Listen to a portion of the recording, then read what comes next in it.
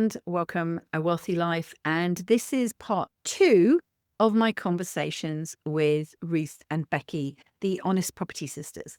So if you were good and you subscribed, you'll have found this as part 2. And if you weren't good and you didn't subscribe, you'll have to go back and find part 1. So part 1, we really talked about how these incredibly annoyingly young women who are anciently in their mid-30s got to where they are now and what they went through and that bumpy path. And I sort of pressed pause on a piece of the content in the middle because what I really wanted to do, and I knew what was coming because we've had all of our chats around the outside, is speak to Becky and Ruth about the specific techniques that they used and the pros and the cons. So first off, welcome back.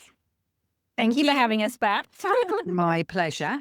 And so let's do it this time. So bear in mind, we've told everybody about the journey, and if they need to go off and listen to that bit, that's fine. So here you are investing in property. You're in university. Yeah. You're about 2012 and you've read Rich Dad, Poor Dad, and you've decided that you're going to invest in property and you've got no money. And we're going to skip all that story. So they have to go and listen to the other one. What was the first deal that you did? I remember my first deal on my own, not the other ones that I talked about, but my first solo deal. What was your first deal? So we, the way we were trained was to put out lots, and we still do this, Lots of cheeky offers and have a high fail rate before, like basically put out loads of offers, and there'll be a small percentage of people that come back and accept the figure we offered. I mean, it does negotiate on that. It does grow thick skin. Yeah. Yes.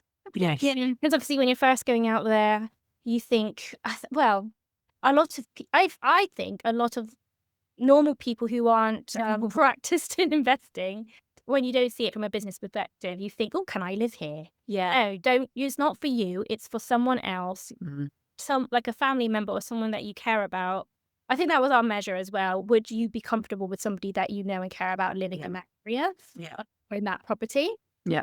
Once you know when you're done with it. But we were going out there, building our confidence up, asking, doing loads of viewings in the areas that we knew. So we focused in Bristol, which is where we're from, which isn't the most cost-effective part of the UK, but we would rather, we preferred to have it on our doorstep, and we knew Yeah. And also, now that we've been in it long enough, the appreciation of those properties are so much higher than it up north, say. Yeah.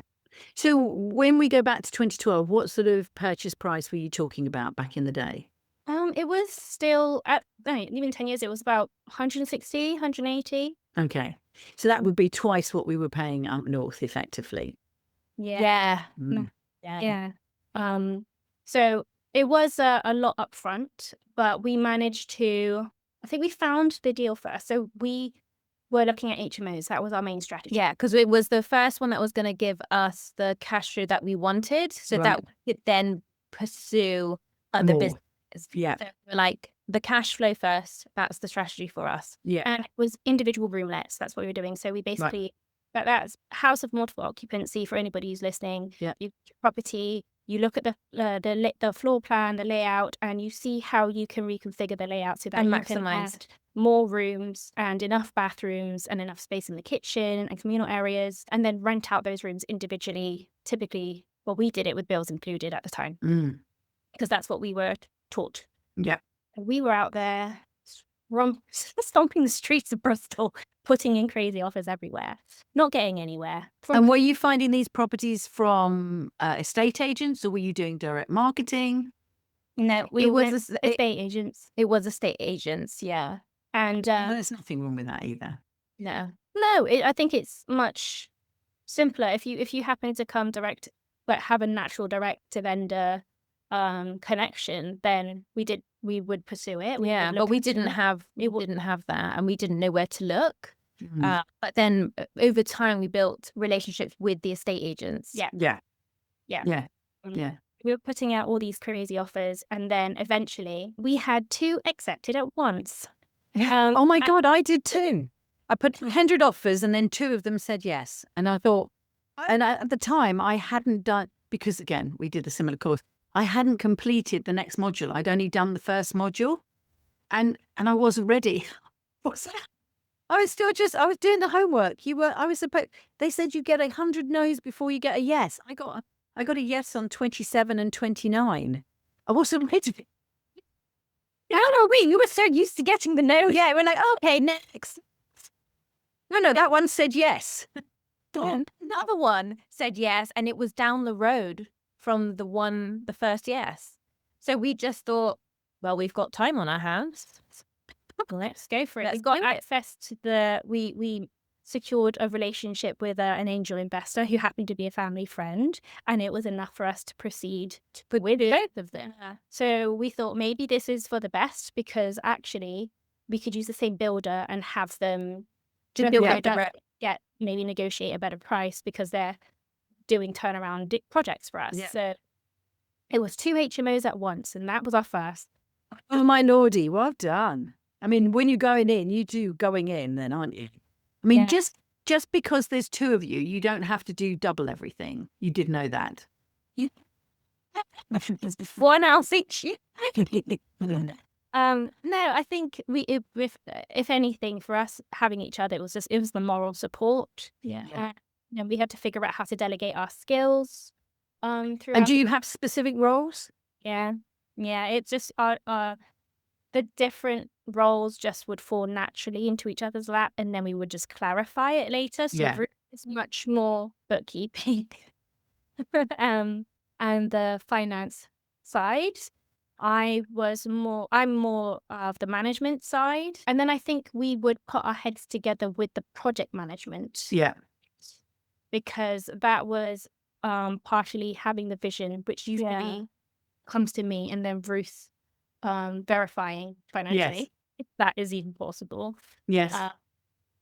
Yeah. And that's quite nice, actually, especially when you've got a partnership. And then this could be in a husband and wife team, or a partnership team, where one of you is the innovator or inspirer or whatever. But if you cannot explain your deal to the other person, and they don't necessarily need to be in the property business with you. I mean, Bob has just been dragged into it, poor man, over 25 years, but it's not really his passion. You know, he doesn't sit next to me like you two sit together. We're not that. But he's more like your dad is for me. He's my rock and my sport. But if I can't explain the deal to him, then I haven't clarified the deal myself. So is that it? That Becky, you got to explain the deal so that Ruth goes, yeah, the numbers work. Pretty much, yeah. Yeah, and then we can just figure out whether it's what that looks like now and what that looks like in the long term as well, and really just see if it's really worth it. If it's just, it looks good for like a few years, or does it actually look like how we want it to be on our vision board? Yeah. And so when you've got this first deal, which is a double set of HMOs, who are you targeting? Is this students in Bristol, or is this working people, professionals? So it was positioned right next to the hospital. It's Bristol Super Hospital. The university was 10 minutes up the road, and a retail park. Yeah. So we did do professional. We have done professionals, and we've also had students as well. But we've learnt our mistake, because it was we would mix the types of. I was going to say at the beginning. So that was a lesson that we learned. And then we also experienced with our HMOs because we would offer the rooms with bills included, and then the energy prices hiked up, and if you're not paying the bill, you don't really care too much about how much energy you're using. Yeah.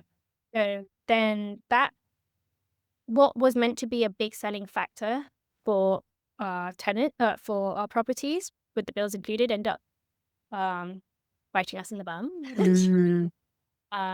But then how did you do that on a room-let basis? So say you've got 4 rooms and a bill comes in at 100. Are you just saying to everybody, you just pay a quarter of the bill, that's it? No, we factored it into their rent. No, once you stopped doing bills included. Oh, so what we stopped, so then because we were doing room lets, we then moved to one tenancy agreement. One joint tenancy One agreement, joint. there'd be a lead tenant. So if it was a group of nurses that were working in the hospital, they can all come under one tenancy. Obviously, the beauty of how we did it before was if it was a roomlet, if somebody moved out, it didn't matter too much because it wouldn't mean that the whole house was vacant. And that's what attracted us to that strategy in the first place. But it did come with a whole host of headaches, like we just explained. You can't predict who you're going to get in there. There's going to be personality clashes if it's that stranger you have to deal with. Yeah. And now I think you said in the last podcast was that we're now in our soft girl era, which is less headache, just keep it simple. We have simplified everything since the beginning. But yes, this is how we started. Now everybody is on one joint tenancy agreement. How they do the bills, totally up to you. Yeah, if someone's moving out, then they'll find their other friend. It just works. It's a better communal living. They'll find someone who they want to live with. Then it's up to us to find someone. We don't know their personalities, and it's so much more effort to make sure that the characters fit. It's impossible. Because we did have one tenant who was, I think he was a bit of a raging alcoholic, but we didn't know.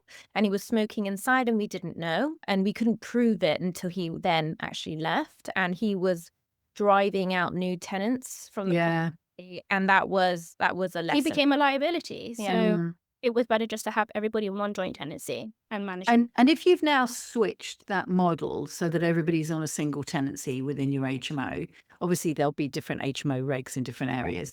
But the marketing side of it, are you going to a letting agent or do you market yourself? How are you getting this little mini community when the whole community finally goes and you've got, that you're going to have a vacant HMO in a month or 2 months from now? How are you refilling in a collective like that? So we obviously are focusing and prioritizing a time and location freedom. And I am no longer going to be the person who does the viewings because that's what I did at the beginning. And from a young female perspective, if you have to go there on a dark winter's evening in an area not necessarily the best area in the city, and you're a young female, you're doing work. And Becky would message. We would have this protocol where we'd let one person know where each other was, just in case it happened, and would let the other person know when you've left the house. Yeah. But I mean, that's still a challenge. So how were you marketing it before, and how are you marketing it with your new version of HMO? Before, it would be on spare room. Actually, spare room. Because you're doing room by room by room. Exactly. And then if you've got 4 bedrooms, you're having to do 4 viewings eventually. And when one moves out, then you've got to come back and do another viewing. And now you're getting them in a pod. How are you attracting that group of tenants, that family of tenants, let's call them? So at the moment, we do use a letting agent and just use their let-only service. You can, and we have explored the idea of there are services like Viewer. So you pay somebody to do the viewing. You can just host an open house and agree that anybody that, say you put an ad on spare room and people are interested in the property, you say, okay, I'm going to book a viewer who's going to do an open house on these set hours, and anyone can go there to view the property in that time. And then anybody who's interested can apply afterwards. That is a strategy you can do. But I pretty much figured out that you don't know how many times you're going to need to hire a viewer to do this. It's going to be, and it could add up several times, and that could add up. Whereas try a let-only price with an agent who probably already has a backlog of people interested in that area. They would get commission from when you know exactly what you're going to pay them, and it's a bit trickier to try and beat that rate if you're going to try and piece yourself and your time. And if it is about systems and it is about time, then your time is more valuable than your money. Not to say that you don't keep an eye on the expenses, but actually you've got to look at, right, so I can get a viewer and then I've got to put the advert here, and then I've got to arrange that, then I've got to liaise with them, and then this has got to happen. And if you're using the letting agent who's doing all the tenancy agreements, blah, blah, blah, and you're getting you're getting a number of different people coming in the hope that they're then going to create one community, and still, you know, you still got four, if we're using the number four versions of tenancy agreements and then bills and everything else. Whereas now you've, in part of the systemizing, you streamlined all of that. Yeah. But the management side, collecting the rent side, that and maintenance, that is all, we do that now. Okay. But is that because you've got the size of portfolio, and in your specific case, you live in Bristol, the property's in Bristol, it's easy for you? Do you mean the maintenance?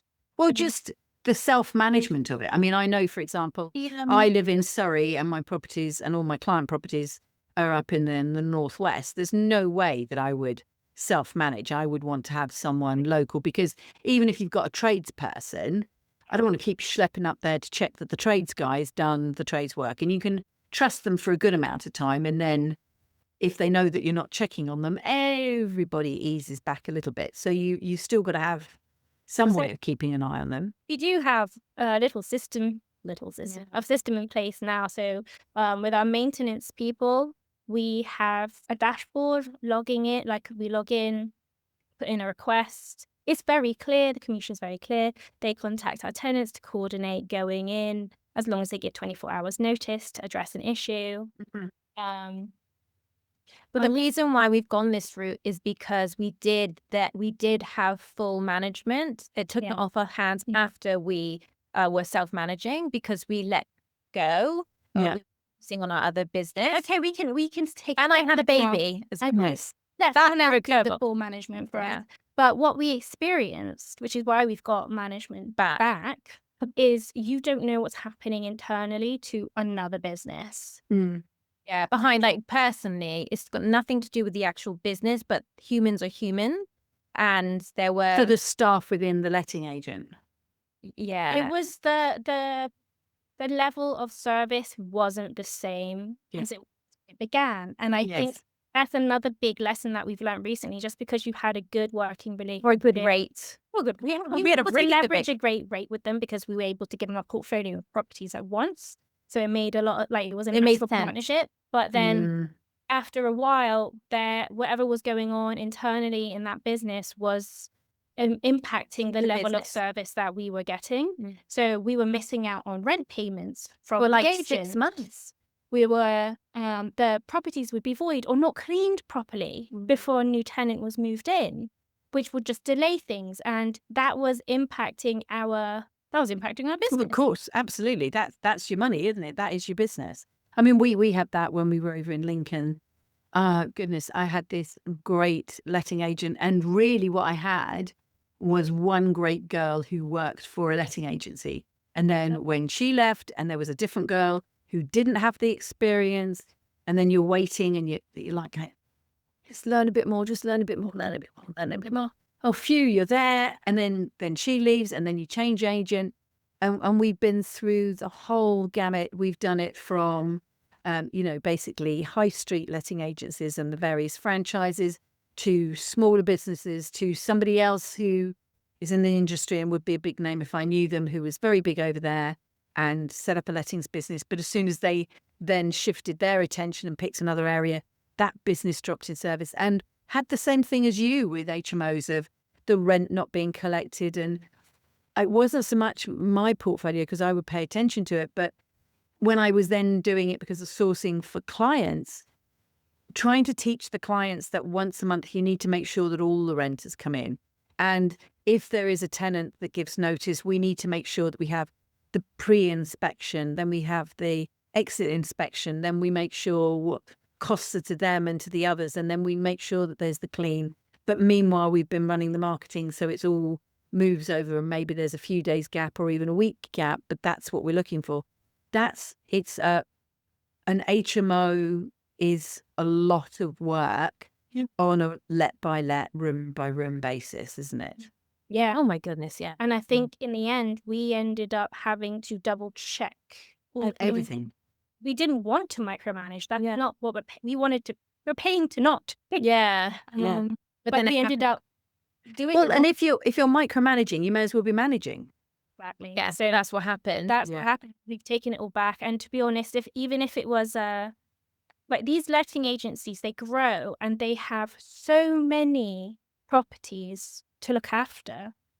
The level, like it's just natural. The level of attention is going to dilute. Yeah. So when we were looking for different letting agencies, they would pitch to us and say, "Oh, we manage all of these properties." I was like, "That's not attractive to us because Yes. you may not have attention for our own." Yeah.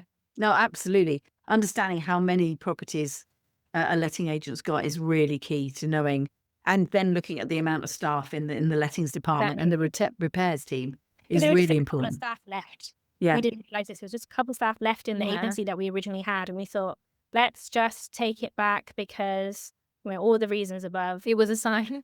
And Yeah, it is. And how many HMOs did you have on a let by let basis? So how many rooms did you have with an HMO that Oh, all of a sudden you HMO. had to take back, roughly, or HMOs 13 or rooms? Hmm? 13 rooms. Yeah. So it's still a good number to pull back on, isn't it? To suddenly be in charge of, they had 13 rooms, and what does that weigh? Well, 3 houses then at the end. Yeah. Suddenly you're now shifting it round to 3 houses. That actually, I'm doing the maths here and going, well, taking on 13 and then making it 3, that feels a lot easier. exactly. Yeah, it did. It did because they were all in one tenancy. We would just say to a separate agents that we had grown in confidence with, can you just find the tenant for us? Yeah. They do the checkout and check-in. Yeah. They also include holding the keys for us, which is Yeah. fantastic. You need maintenance, we go. Just go to this address, pick up the keys, Yeah. and go and do what you got to do. And our maintenance send us pictures before and after. Yeah. Very clear. We get a video before. Get videos. Yeah. This is the dripping tap. Yeah. The door handle that doesn't work. Light does not This work. window I can't. Yeah. I think because of this day and age now, sending photos and videos wasn't a thing Yeah. back then. Whereas that now we could just ask for it, and we can literally see from anywhere what the issue is, whether it's even really an issue. So how did the business evolve? So we got these first 2 HMOs, and obviously we've just hinted at there must have been a third. Was that it? You've just done HMOs? What came next? Service accommodation. Right. So then the next one you got was you've gone HMO, and basically what you're doing is you're saying, you move in, I'm renting it to you for 6 months, and the split, if you like, from the house is I'm renting it room by room, and that's how you're making more money out of it. Now you're saying, I'm going to rent it to you for a few nights at a time. Were they HMOs? Oh, no, we bought more property. Yes, you bought more properties, but were they HMOs that you were renting the rooms out, serviced accommodation, or you were taking little houses and renting them out as serviced accommodation? So we got our first 2 HMOs. We were like, oh, we know how to do this. So we did it again with Yeah. another. And then we went to refinance, and we were thinking, the housing prices at the time were a bit stretched. We didn't know if the amount we would get out of refinancing was going to be able to afford another house. So we thought, okay, how else can we make this work? And we were seeing a lot of media about Airbnb. Yeah. And we thought, okay, we can't buy a house, but we can afford to buy a flat. Yeah. In Bristol. In the centre. Right. So we bought a flat and we did Airbnb in that flat. And it Oh, was and the reason why we went into Airbnb is I think we got a little bit tired of tenant management. And that's being honest. And so we thought guests was like something new. Something Okay. Yeah. Yes, I that think might be. media at the time was very much, everything's going to be on the side of the tenant. The tenant's not going to ever be able to leave. They can leave you high and dry and not pay rent for 6 months. And a lot of the news was saying that. So that's another thing. So what sort of year are we in now when you've started the Airbnb, roughly?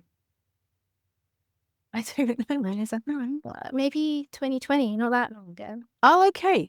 So you Yeah. did your HMOs. You got your 8-year period there. You've got your 3 properties, and I think that's really nice to know as well. Actually, and thank you, because we talk about you being the honest property sisters, but actually sharing this bit that you don't have to go fast, and I don't want to make it a boy girl thing, but a lot of what we see out there is, oh, I've done this much, I've done that much, I do it this quick, I do that fast, but actually doing it slowly and learning the process and then going again.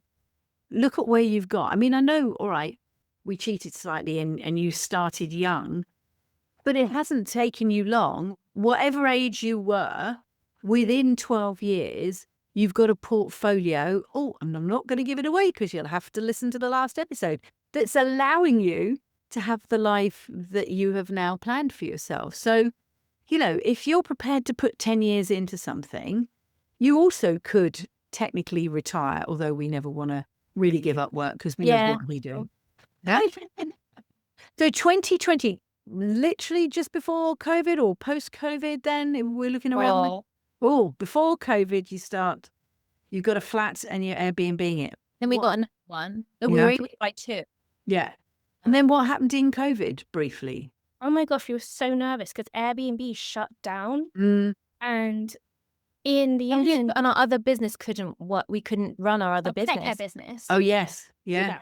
But the only things that lasted were our properties, our long-term People properties. still need somewhere to live. And we Yeah. Stop living there. They still need to be there. Yeah. Fortunately, they all carried on paying their rent. Yeah. Yeah. With the Airbnbs, we panicked because obviously nobody could go on holiday. No one Yeah. could go to Bristol for a weekend getaway anymore. But what was needed was the NHS needed somewhere to house their staff. Yes. Nice. So that's what they became. And did you contact the NHS or did they contact you or just that letting agent just then found medical staff? That's true. I think it was a mixture of both, yeah. Yeah. And then they were staying for long terms. So it was Yes. at least 3 months at a Yeah. time, which was great. And then we had another flat, and then it just was. It was great. Yeah. Sorry, lots of people dying, but actually this part of the portfolio was going really well. Yeah, this is fine. Yeah. Then what next? So we're now post-COVID. You've got what really we would call now contractor serviced accommodation, effectively, isn't it? What happened next? Because I know something happened next. Well, we sold our other business. Okay. Yeah. Really focus on the property. It was so transparent that the property business was the thing that was giving us gonna- time and location freedom. If the world shut down, that's the only thing that's going to keep going. So then, yeah, we had our Airbnb business. We only had 2 Airbnbs at the time. What's the third one? Yeah, I'm ready. Oh, we had 3. How many properties I forgot? That's low. It's not 3. Yes. We had 3, and it was going perfectly well. And then we were waiting to refinance one of the flats. We were like, now we've sold our pet care business. We've got nothing else to do in the day. We're just waiting to refinance. So we totally believe in growing slow, sustainably, and steadily. But this was a moment we had a bit of a glitch because we were bored. We were bored. Right. We were bored and we were waiting. No, we bought another one. We bought another one, but not for it wasn't for contractors. We had 5 5. Airbnbs because it was 2 property. But the last property that's split into 2, we wanted to do more of like a holiday type. Right. Yes. Not So you quite. Yeah. So the flats stayed as contractors, even though that hadn't been the intention. So COVID pushed them into contractor houses, but then you made 2 holiday Airbnbs. Yeah, more touristic. Yeah. Kind of. And so what was different? The location or the way you Location. furnished it? And the way we furnished it as well. A bit more stylized with the holiday type ones.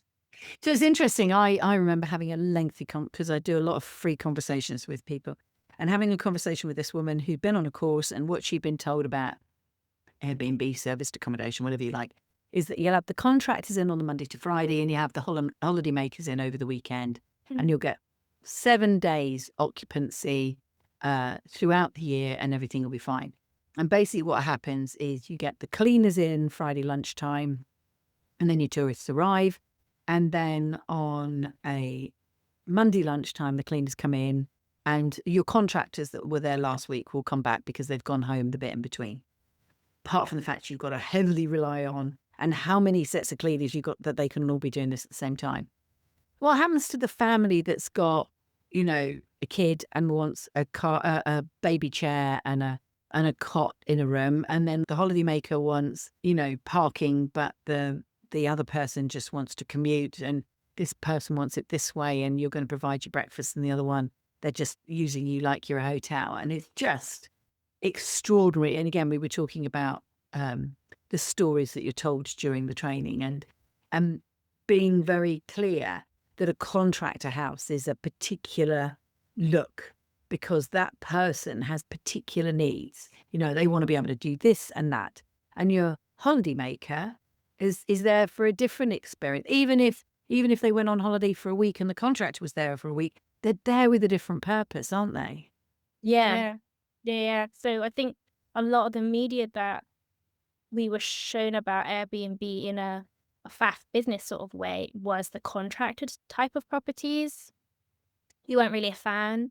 We definitely got as creative as we could with the interior, and we found that so fun. And we were always trying to, a lot of the furnishings, we always tried to, We like color, but also recycling as much as possible, but I think that was also a reason why we fell out of love of service accommodation, is the fast consumption of all the things you have to keep replacing because things break, and when it's not your home, it's high maintenance. And guess what ended up actually being more high maintenance than tenants did. Yeah. So you can get up to 50% more profit from doing a service accommodation, but there's going to be more than 50% of the work. Yes.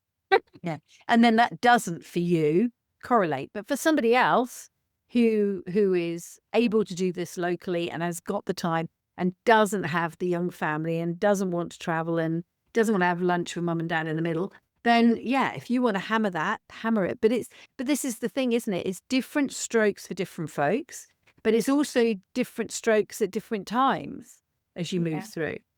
So you did with when we did service accommodation, we built the systems in it straight away, so we didn't manage them. You're right. So it was factored into our costs. We hired a manager, a cleaning team, maintenance person. We knew we didn't want to manage it. But you learned that lesson because you had the HMOs first. Yeah. But you also did some rent to rent. Yeah. So that was the... So, okay. So don't start it with that, because you give it away. Then we were bored. Okay. Bored again. You're bored. And we was waiting to refinance a property. And we was like, what do we do? So we got bored. We got bored. The lesson was, you get bored, fill your time with something that is good.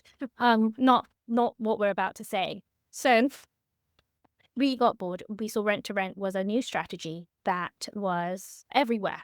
And paper, it makes a lot of sense. Essentially, rent to rent is like what the Premier Inn does. The Premier Inn does not own the property. They lease it. They long-term lease the property to operate a hospitality business inside of it. They've got their branding. If you go to any Premier Inn, you know if it's got purple lights, probably that's a Premier Inn property, and you're going to get the exact same everywhere. So Ruth and But also, because we ran our pet care company, we also knew how to lease lands, and we'd done that before. It wasn't new to us. Right. So we would long lease from another landlord and operate a holiday, an Airbnb business in it with their full consent. And we threw ourselves at it because we were bored. We had nothing else to do because we'd sold our other business, and we thought, we won. And it sounded fun because we were. It was fun. We really enjoyed it, but we forgot that we weren't 20 anymore. And you were so old. Yeah. Well, I just hope everybody just stop listening now. Give up, because you're quite frankly too old to do any of this. I mean, all right. I give you credit that you've got a baby. That's fair enough. But I mean, Your energy just changes, and I think we were so used to, the acquisition stage. yes. Yeah. Go. Yeah. And we forget that we didn't need to be We didn't need to do that. We Mhm. didn't need to be that high energy anymore, but we did, and we got six. No, a bit more than that. 9. How many? Oh my God. I think we got loads. In 9. So many you can't remember. There was millions of them all over the place. Yes. In Wales, Cardiff. in Cardiff, Yeah. Okay. and It wasn't too far to drive to, so we made What's the distance, Bristol to Cardiff? How 5 long? minutes. 55 minutes. Oh, that's not bad then. Yeah, Okay. so we never, for us, investing, we want to keep it as close together. We don't want to Of travel course. Yeah. No, but I mean, for me, Cardiff is like a million miles away, but then so's Bristol. So I couldn't work out the gap between the two.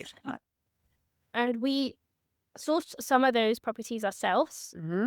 We came across a sourcing agent who sourced the others, who offered like a Management, management package with it. Right. So this is how Honest Property Sisters began. So just because something makes a lot of sense logically on paper, rent something, lease a property for maybe a little less than what the asking rental price is, but what the landlord gets in security is a long-term renter with no void. Guaranteed rent. Absolutely. Nice. That's the dream for a lot. Yeah. And Yeah. then you come in as the business owner, and you are in charge of all the bills. Yep.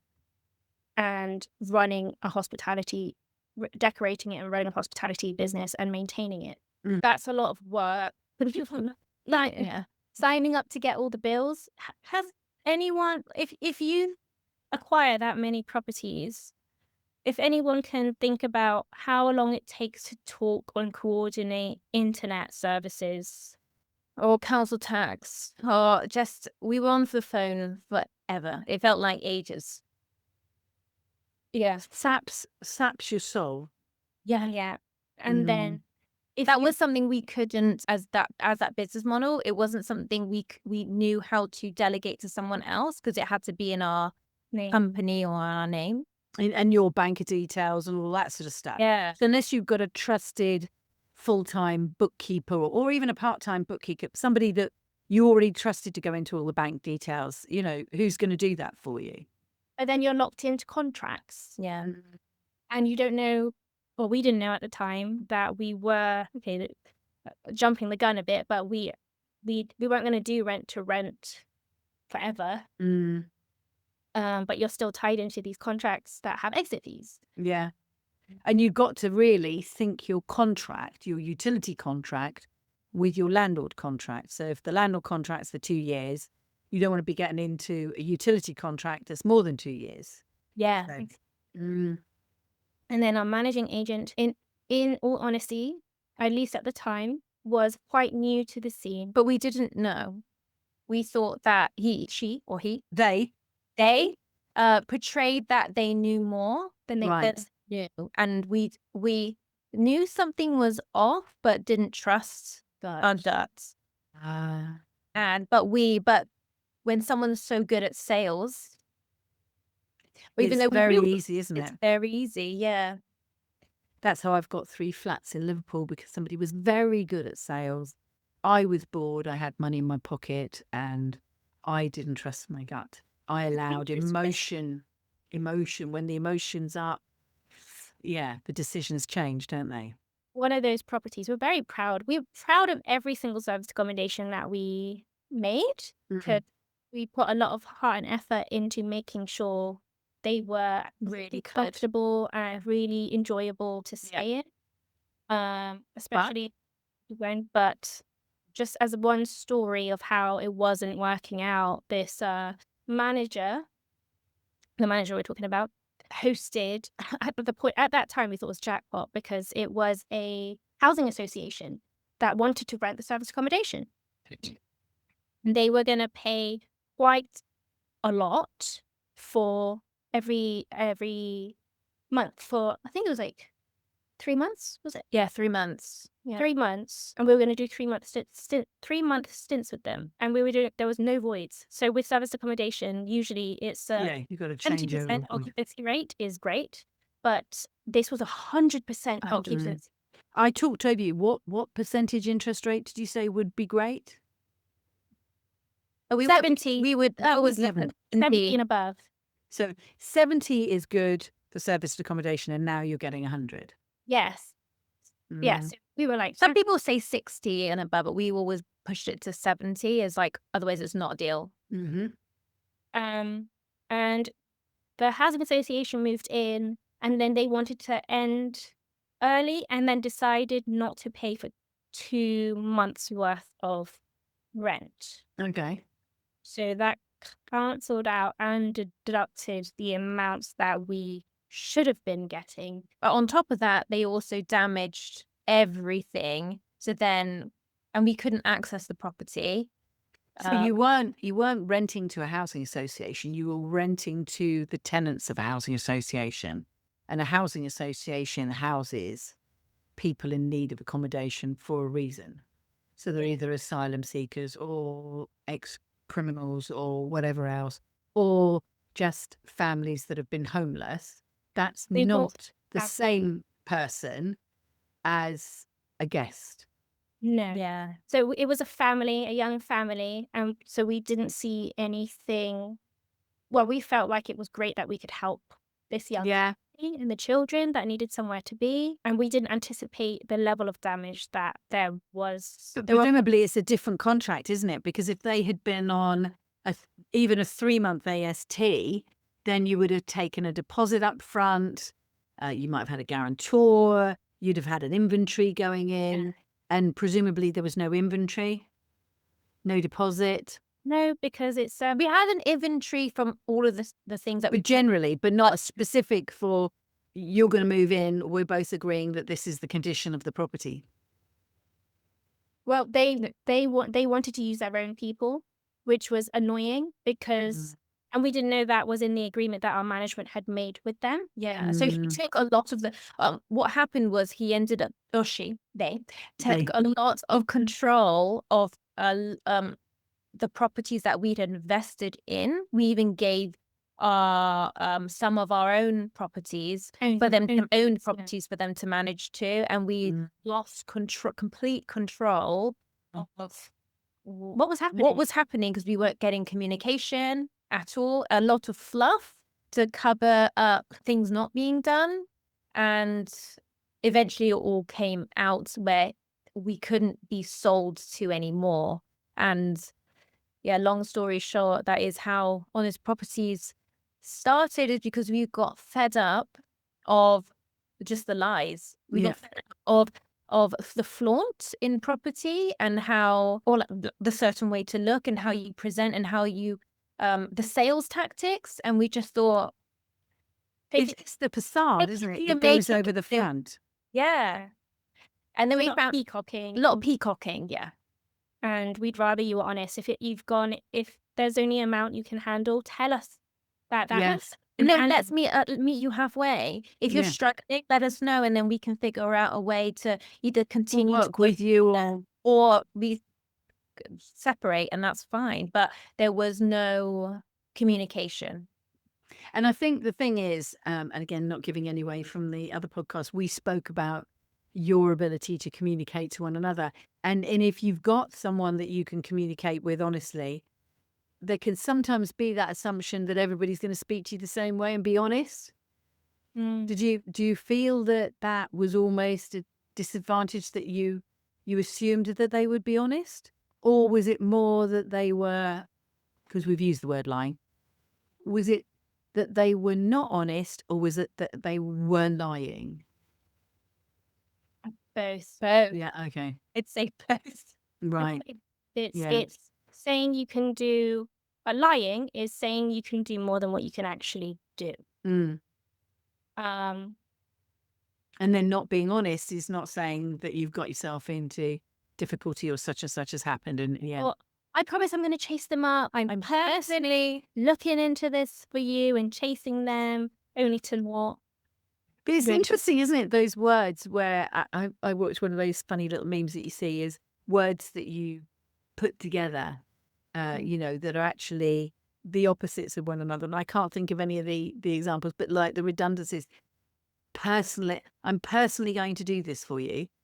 Why do you say I'm personally going to do this for you? Why don't you just say I'm going to do this for you? I'm going to do this for you means that you're going to do this for me. I'm personally going to do this for me means what more? You're going to do it twice, or Yeah. it's interesting, isn't it? And It was but it's thing language. because we were paying them. So of And if course, you pay service accommodation, the amount is more. yeah, It's we were able to negotiate down again because we were giving several properties up at once. But typically it's about 20-25% sometimes for service Wow. accommodation. yeah, it's a good. I mean, it's a great business if you want to leave your job and you want now a full-time job as a property manager. Yeah. But that was not our goal. And if No. you're paying that much, we're paying this particular person, we were paying thousands in management, Yeah. only not to really be managed. Managed. Yeah. So how did you get yourself back? So now you've got some rent to rents that you were serviced accommodation. You got an obligation to a landlord or a number of landlords. How did you wind back? Ultimately, I mean, as a landlord, as landlords ourselves, if somebody wants to leave early, you can't force them to stay. No. There is no point forcing somebody to continue paying a contract somewhere that they don't want to be. So even if they've signed a contract and they want to leave 6 months into a year-long contract, they're going to But lose. just letting them go. Yeah. Yeah. So I think that is probably what the landlords that we were connected to, but a lot of them allowed, some of them didn't, but we were approaching close to the end of our lease with them anyway. So we'd already been, so this is really important. If you are going to do this, make sure you only have it's like a 3-year lease. I can't remember what I called it, but it was a clause that basically said after 1 year, we'll see. Yeah, break clause. Break A break clause. clause. Yeah, That's so it. you might sign a 3-year lease, but after it or coming up to a year, you can decide whether you're going to do the other 2 years. But it's the same in a tenancy, isn't it? In a way, you take out 6 months tenancy, but you have to give 2 months notice. So Yeah. you got the option. You can't give notice in the first 4 months, but you can, obviously subject to changes in the Renters' Rights Act. So it's that sort of pattern. You couldn't have given notice in that first year, but you can give notice at a year. Yeah. So the annoying thing is with having all these service accommodations is you also have all the blooming furniture. Yes. Oh, And God. and because we are very much, we don't want all the stuff. We were like, whoa, this really isn't the business for us. We could hire a garage just to have all the furniture that was required to operate this business and have replacements in case things needed Replacing. And that was another operational expense. But then it's also I think a lot of people appreciate how expensive it is to hire moving vans to move furniture around. And the last thing we wanted was to go into each of those properties and take everything out and repaint it white. Yeah. A lot. So how did you accommodate that hand back? So you've paid money to decorate and furnish the property, and now you've run the business for a year and you're going to hand back. How did you? Well, we did have some other people that did do rent to rent, and they wanted to buy the deal. So they wanted furniture. So we did that. We sourced it as Like a packaged rent to rent, really? Yeah. Yeah. And then we then had one tenant's lease that we had a few more months onto it, but the landlord said if you can find another 10 tenants, then you can just end your lease and give. So instead of being serviced accommodation, you found a full-time tenant. Yeah. And they got a furnished property. Exactly. And they just bought the furniture in the property. Oh, the tenant bought the furniture off of you? Yes. Oh, cool. So that's all really, you really did find different ways to wangle out. And then the other properties, the landlords were just happy. They liked it, so they wanted to keep it. So we were like, at least we did some good jobs with the furniture. They were not pleased with our interior. They were like, actually, this is appealing for the next tenant that is dressed this way. Yeah. Nice. So you let go of your rent-to-rent serviced accommodation, but you've still got some owned serviced accommodation. You pulled back and kept that bit for yourself, did you? Or did you do away with serviced accommodation altogether and just come back to your HMOs? And we were so burnt. So we went back to the vision board. Then we Yeah, and we Come back, regroup, come back. This is the consolidation bit. Come back. What's this all about? We got a little overexcited. We got a little bored. Yeah. And it was going back to being present with the family, wanting the adventure. We sold a business that kept us in Bristol that we no longer needed to be. And we thought, what is it that we actually really want? And the service accommodation just wasn't how it was keeping us. It was As keeping us. streamlined as we made it, as We had all the automated, systems. we had sound monitors that would alarm us if someone was having a party because they went over the decibel threshold. Or smoking. Smoking. But do you want those messages at 2 a.m? No, Do exactly. you want to be able to sleep at night? Yeah, exactly. You know, if you've rented the property, crack on. And that's why I just like the little buy-to-lets. You know, I might not have, you know, thousands of pounds coming through from one house. I go to sleep. I get to go where I want. Nobody's ringing me whenever they want. I can have, you know, a bit like you with the time freedom. We've had a month in the Maldives, a month in South Africa. I like my 1 month holiday a year. If Yeah. you know, if I've got somewhere I want to go for a month, I'd rather do that than all of this. So it's that quality of life thing. So what happened when? So you've got rid of your rent to rents. You've been burnt Management. really on the management and stuff. So now you've got some properties that you own. Some were the originally let by room HMOs, and you've converted them into single ASTs. And then you've got those flats that you had been serviced accommodations. Did you keep them as serviced accommodations, or did you just like, let's put a tenant in and have done with it? We just turned them into buy-to-lets.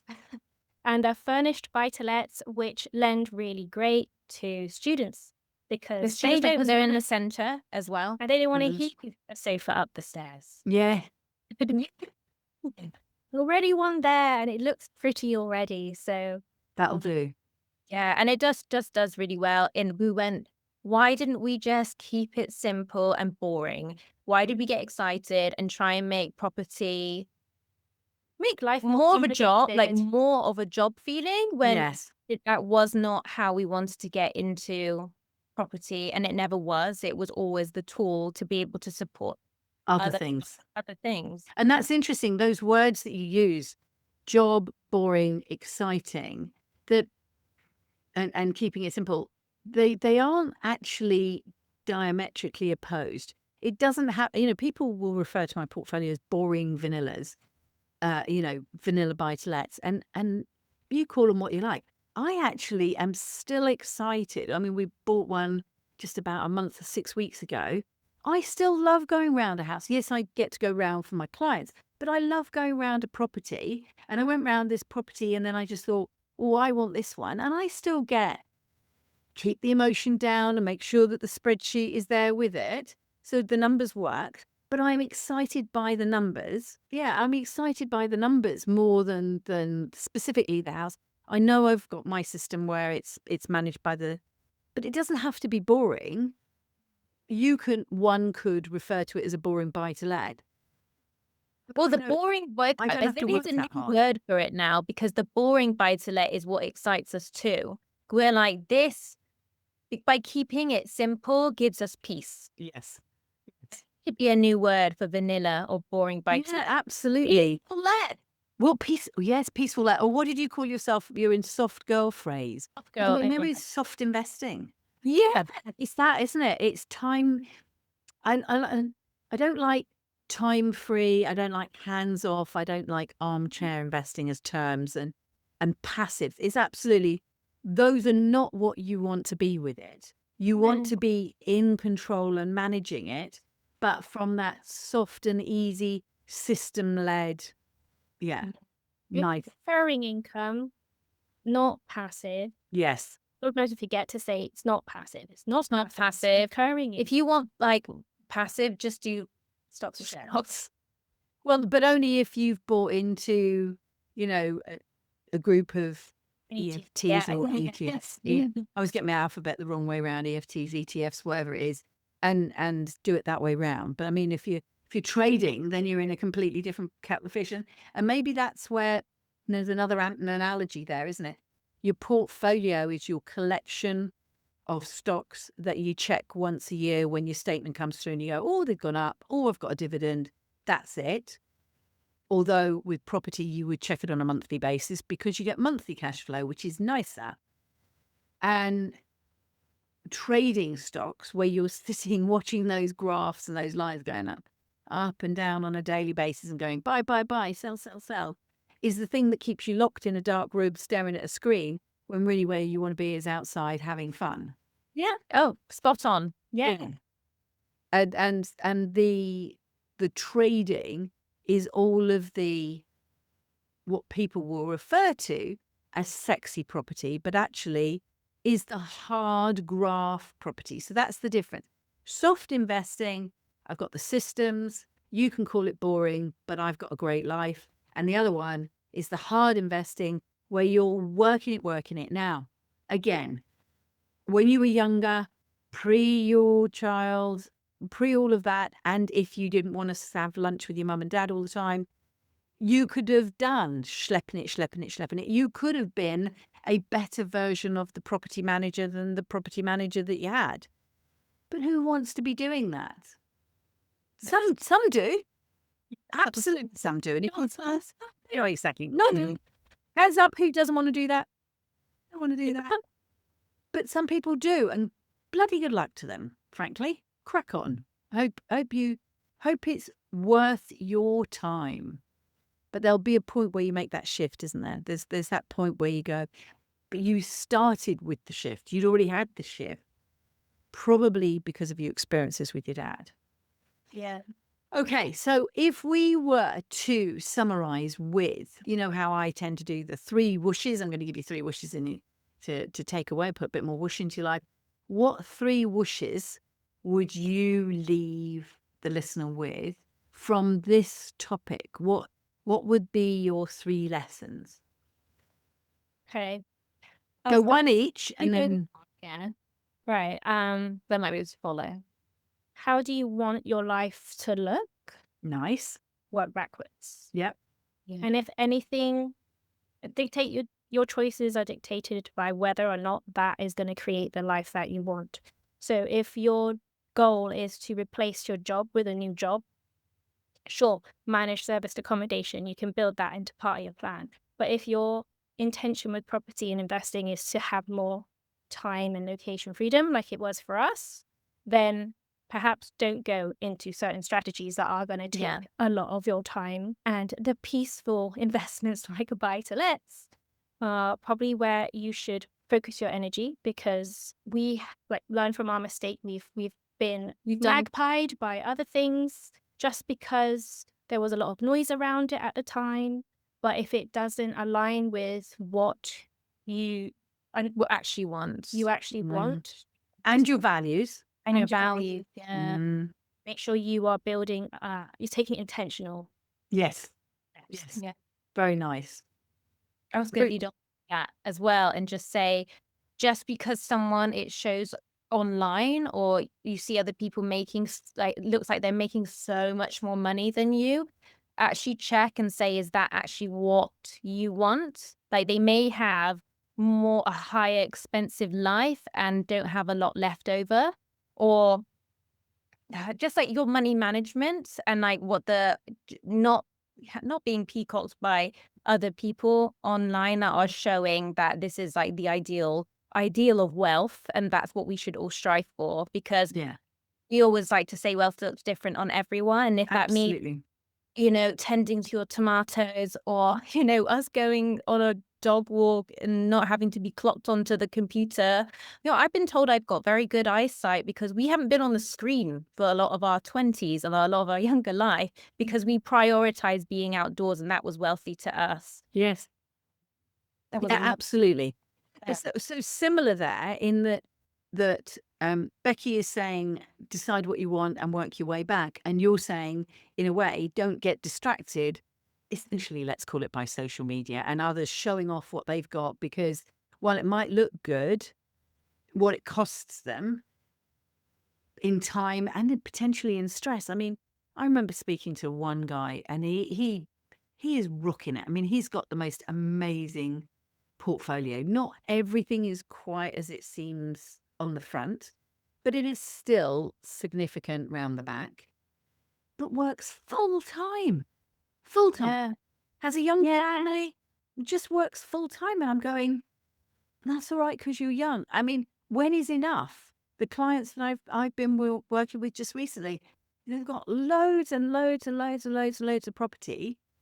They don't want to retire, and I completely understand that. And we all said the same thing. We're not ready to just go lie on a beach somewhere. But equally, they're under an enormous amount of pressure. They're working very hard. And there's got to be somewhere between able to get bigger, but without the stress. And I think my wish that I would give you, and I think it was something that you said in there, was about growing slowly and systematically and taking your time to then go, this is the next right thing for me to do. This is the next right thing for me to do. And it's not that you have to have that high energy of acquisition. That's not, it's about the goal. It's about the vision. It's about the destination, but it's also about enjoying the journey along the way and not getting distracted and replacing what you wanted with what Ruth said, with somebody else's vision, and then living a life that you didn't want for an outcome that you never wanted and you wouldn't enjoy when you got it anyway. And it's all just floated past the way and not what you wanted. Yeah. Yeah, That's that's true. so obvious, doesn't it? It's so And obvious. It's like being ourselves as Mm. well, just being ourselves and not trying to be anyone else. It seems so obvious, but you're truly happy when you are showing up as yourself. We've just, with Honest Property Sisters, we've just gone, okay, if people don't like us, we've signed up for it, you know? But, you always bring the right people. And I'm so grateful we found people who are more like us. I mean, we wouldn't have found you. Yeah, no, that was just awesome, wasn't it? I mean, we met at the Property Educators Accreditation Summit, PEAS, we call it, run by Cyril Thomas, and Cyril's been on the podcast as well. And we were just sitting on tables next to one another. And at the end, I wandered over to say hi. And yeah, just thought there's a nice connection here. And if I could be an adopted sister, that would be fabulous. yes, absolutely. Fabulous. Well, look, ladies, thank you again so much. And you're going to get to hear me on Ruth and Becky's podcast, The Honest Property Sisters, because we're going to be recording that tomorrow. And you will be able to hear the 2 podcasts that I have recorded, this one, obviously, and the first one, if you go check out my podcast. So just thank you, Ruth and Becky. I really appreciate your time. I know we've been for ages and ages because we keep wandering off and having chats about gardens and all sorts of other stuff. But I do really appreciate your times. And I hope that this is the start of a nice friendship and I'll get to see you again soon. Not just tomorrow because we're recording with you tomorrow. And that even when you wander off, maybe we'll come and meet you in Malaysia or in the Philippines on one of our holidays. We'll see where we book up next. So you're going to obviously have sent me all your details. I will make sure that everybody gets all your contact details at the bottom, including the Honest Property podcast and your community that you are launching at the bottom. So we will make sure that all of those details are there. And so just leaves me to say once again, thank you very much, Ruth and Becky. Absolutely. Thank you. Loved it. Very, very, very, very, very, very grateful. Very grateful. Thoroughly enjoyed the conversation. Take care, and I will see you and speak to you all next week on A Wealthy Life. Until then, I wish you a wealthy life.